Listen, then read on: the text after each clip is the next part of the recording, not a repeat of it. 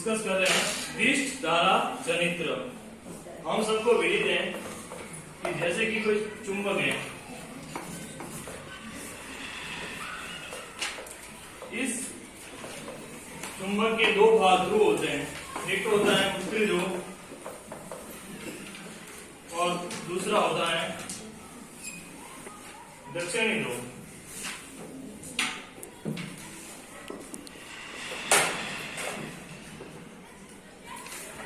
उत्तरी ध्रुव को अपन एन से दर्शाते हैं और दक्षिणी ध्रुव को अपन एस से दर्शाते हैं। अब एक इससे एन ध्रुव से जो क्षेत्र रेखाएं निकलती हैं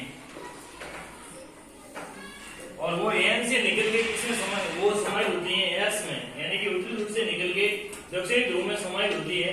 और जब ये एक होती है तब इनको क्षेत्र रेखाएं कहते हैं और बहुत सारी मात्रा में हो जाती है, तब इनको अपन कहते हैं चुंबकीय रेखाएं या जो चुंबकीय फ्लक्स कहते हैं। चुंबकीय फ्लक्स बल रेखा या क्षेत्र रेखाओं को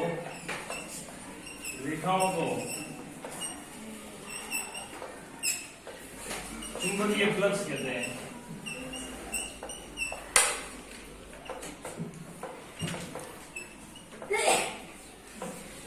अब जैसे ये जो है एन से एस की तरफ जाएगी तो यानी कि विद्युत धारा इन चुंबकीय फ्लक्स के कारण ही विद्युत धारा उत्पन्न होती है। आज हम पढ़ रहे हैं विशिष्ट धारा जनित्र। तो उसमें क्या होता है कि दो शक्तिशाली, अब विशिष्ट धारा जो जनित्र है इसको अपन कहते हैं डीसी। अब इसमें क्या होता है कि दो शक्तिशाली चुंबक, एक होता है एन और दूसरा होता है एस, इनके बीच में एक कच्चे लोहे की बनी हुई धातु की एक छड़ होती है, रॉड होती है और उसके ऊपर तांबे का तार लिपटा हुआ होता है और उसे अपन कहते हैं कुंडली।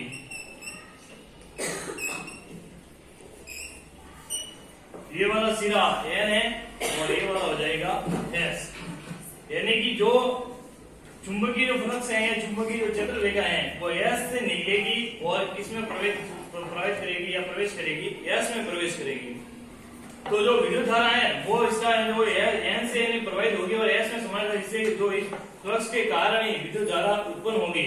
और जितने और इसका एक है कि इसमें जितने ज्यादा फेरों की संख्या होगी कुंडली में तो उतनी ज्यादा है वो शक्तिशाली वो विद्युत उत्पन्न होगी।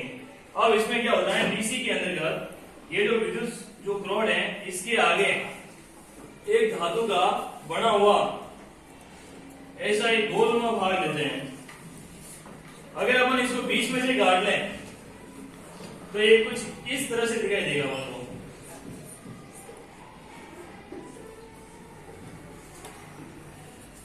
अब ये दो भागों में विभाजित हो गया।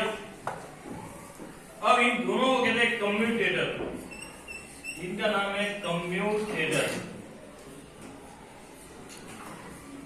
अब इन दोनों कम्यूटेटर को एक का नाम देते हैं अपन C1 और दूसरे का नाम देते हैं C2।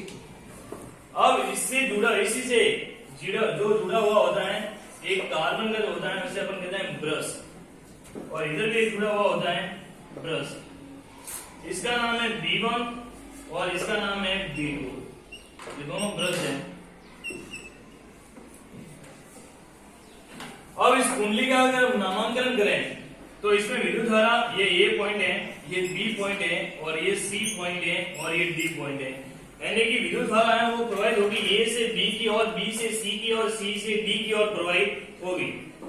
अब जब ये कुंडली है, अब यहां से होता है आगे परिपथ लगा हुआ होता है।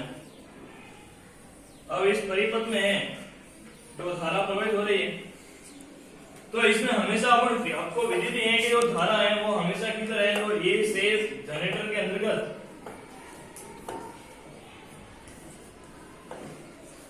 के अंदर ए से बी की ओर प्रवाहित होती है। अब जब कुंडली है जो घूर्णन करना प्रारंभ करेगी तो जैसे कि ये है तो ये वाला जो भाग है, जैसे ये वाला हो गया पॉइंट नंबर ए, ये हो जाएगा बी बी, और ये हो जाएगा सी, और ये हो जाएगा डी। तो धारा ए से बी की ओर, फिर बी से सी की ओर, सी से डी की ओर, डी से है तो पूरे परिपथ में प्रवाहित होगी। अब इसमें क्या होता है, जब ये धारा कुंडली जब घूर्णन करने की लगेगी तो ये कुंडली है तो ऐसे घूमेगी।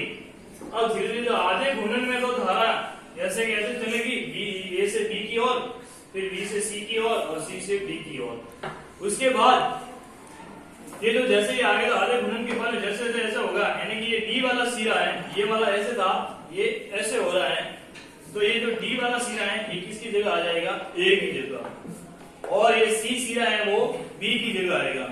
अब तो लेकिन जब ये ए वाला इसका मेन कार्य क्या था, ये वाला है जो बी की तरफ कार्य करेगा, यानी कि यहाँ से धारा यहाँ प्रवाहित होगी, लेकिन जब ए है जो डी की तरफ जाएगा, डी की जगह जाएगा, और डी है जो ए की जगह आ जाएगा, और सी है जो बी की जगह चला जाएगा, और बी है सी की जगह चला जाएगा। तो अब जो धारा है उसका मान परिवर्तित हो जाएगा।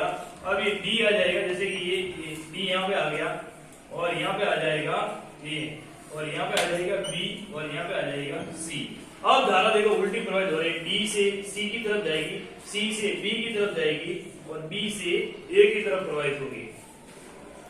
तो इसमें एक बार तो धारा है कि जब अपन को विधि देगी ए से बी की ओर जाएगी, ए से जब बी की ओर जाएगी तो ऐसे होगा, और फिर डी से अगर डी से फिर सी की ओर जाएगी तो धारा ऐसे प्रवाहित हो रही है, यानी उल्टी, यानी एक बार तो ऐसे प्रवाहित हो रही है, और एक बार कुल मिला के धारा है वो कैसे प्रवाहित हो रही है, एक बार तो ऐसे प्रवाहित होगी, और एक दूसरी बार है वो ऐसे प्रवाहित होगी।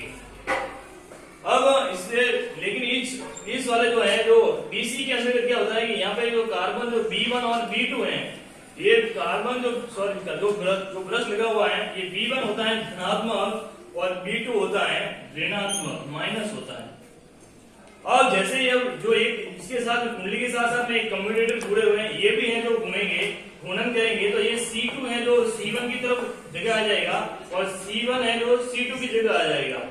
तो इसमें जो धारा प्रत्यावर्तित हो रही है, बदल रही है, वो बदल रहे तो है, लेकिन क्या हो जाएगा कि इसमें जो हमेशा अपन को विधि है कि जो धारा है वो प्लस से किधर की ओर जा रही है, धारा प्लस से माइनस की ओर जाती है, प्रवेश करती है माइनस की ओर। तो ये वाला जो ब्रश है ये हमेशा के लिए धनात्मक रहेगा, और ये वाला है वो हमेशा के लिए ऋणात्मक रहेगा। इसलिए बच्चा C1 या C2 C1 की जगह आ जाए, या C1 C2 की जगह आ जाए, लेकिन वो जो धनात्मक होने के कारण ये है जो धारा हमेशा प्लस से किसकी ओर होगी, माइनस की ओर। अतः इसमें धारा है वो एक ही दिशा में प्रवाहित होती है। अतः डीसी जनरेटर में धारा एक ही दिशा में प्रवाहित होती हैं,